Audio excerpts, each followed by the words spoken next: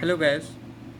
आज हम लोग त्रिकोणमिति का परिचय यानी कि इंट्रोडक्शन ऑफ ट्रिग्नोमेट्री के बारे में पढ़ेंगे।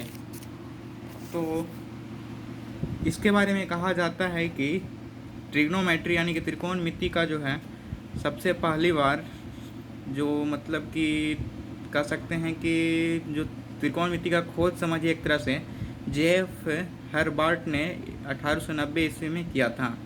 There is perhaps nothing which so occupies the middle position of mathematics as trigonometry. संभवतः त्रिकोणमिति के अतिरिक्त गणित की कोई ऐसी शाखा नहीं है जो उसकी मध्य स्थिति का स्थान ले सके। अब जो है आप जो है अपनी पिछली कक्षाओं में त्रिभुजों, विशेष रूप से समकोण त्रिभुजों के बारे में अध्ययन कर चुके हैं। आइए हम अपने आसपास के परिवेश से कुछ ऐसे उदाहरण लें जहां समकोण त्रिभुजों के बनने की कल्पना की जा सकती है। उदाहरण के लिए मान लीजिए एक स्कूल के छात्र कुतुब मीनार देखने गए हैं। अब यदि कोई छात्र मीनार के शिखर को देख रहा हो तो एक समकोण त्रिभुज बनने की कल्पना की जा सकती है, जैसा कि आकृति 8.1 में दिखाया गया है। क्या वास्तव में मापे बिना ही छात्र मीनार की ऊंचाई ज्ञात कर सकता है? तो इसका जवाब होगा हाँ। तो वो कैसे? तो वो सब जो है आज हम लोग त्रिकोणमिति के अध्ययन से जानेंगे।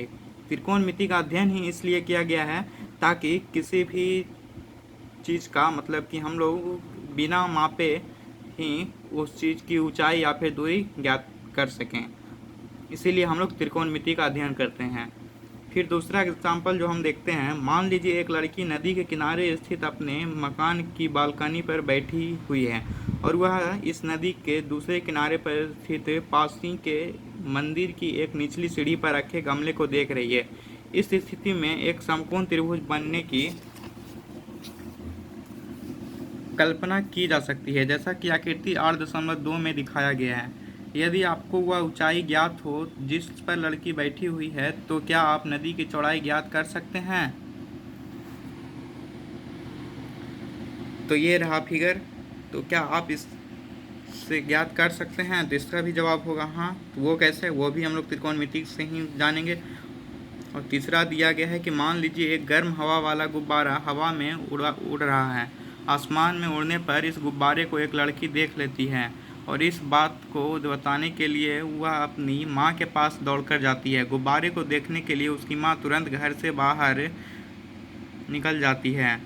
अब मान लीजिए कि जब पहल लड़की गुब्बारे को देखती है तब गुब्बारा बिंदु ए पर था। जब माँ बेटी दोनों ही गुब्बारे को देखने के लिए बाहर निकल कर आती हैं तब तक गुब्बारा एक अन्य बिंदु बी तक आ चुका होता है। क्या आप ज़मीन के उस स्थान से जहां माँ और बेटी दोनों खड़ी है बी की ऊंचाई ज्ञात कर सकते हैं? तो इसका भी होगा हाँ, क्योंकि त्रिकोणमिति में हम लोग इसी का अध्ययन करते हैं। अब जो है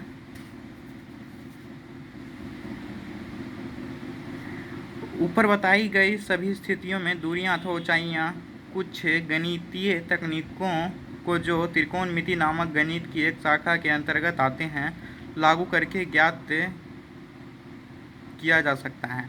अंग्रेजी शब्द ट्रिगोनोमेट्री की व्युत्पत्ति ग्रीक शब्द ट्राय जिसका अर्थ है तीन और गॉन जिसका अर्थ है भुजा और मेट्रॉन जिसका अर्थ है माप से हुई है। मतलब ये होगा कि त्रिकोणमिति का इंग्लिश जो होता है ट्रिग्नोमेट्री होता है और ट्रिग्नोमेट्री का जो उत्पत्ति हुआ है बोले तो जन्म हुआ है ट्राय और गॉन और मेट्रॉन शब्द से मिलकर हुआ है, जिसमें कि ट्राय का मतलब होता है तीन। ट्राय मतलब तो तीन जानते हैं हम लोग। उसके बाद है गॉन। गॉन का मतलब होता है भुजा, GON, गॉन। गॉन जिसका अर्थ होता है भुजा। और तीसरा शब्द है मेट्रॉन। मेट्रॉन जिसका अर्थ है माप से हुई है। वस्तुतः जो है मानी कि नॉर्मली जो है त्रिकोणमिति में एक त्रिभुज की भुजाओं और कोणों के बीच के संबंधों का अध्ययन किया जाता है। प्राचीन काल में त्रिकोणमिति पर किए गए कार्य का उल्लेख मिस्र और बेबीलोन में मिलता है। प्राचीन काल के खगोलविद त्रिकोणमिति का प्रयोग पृथ्वी से तारों और ग्रहों की दूरियां मापने में करते थे। आज भी इंजीनियरिंग और भौतिक विज्ञान में प्रमुख अधिकांश प्रौद्योगिकी उन्नत विधियां त्रिकोणमितीय संकल्पनाओं पर आधारित हैं। इस अध्याय में हम एक समकोण त्रिभुज की भुजाओं के कुछ अनुपातों का उसके न्यून कोणों के सापेक्ष अध्ययन करेंगे, जिन्हें कोणों के त्रिकोणमितीय अनुपात कहते हैं। यहाँ हम अपनी चर्चा केवल न्यून कोणों तक ही सीमित रखेंगे। यद्यपि इन अनुपातों का विस्तार दूसरे कोणों के लिए भी किया जा सकता है, जहाँ हम 0 डिग्री और 90 डिग्री के माप वाले कोणों के त्रिकोणमितीय अनुपातों को भी परिभाषित करेंगे।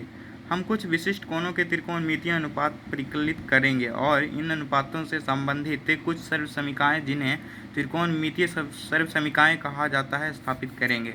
अब जो है त्रिकोणमितीय अनुपात, तो त्रिकोणमितीय अनुपात क्या है?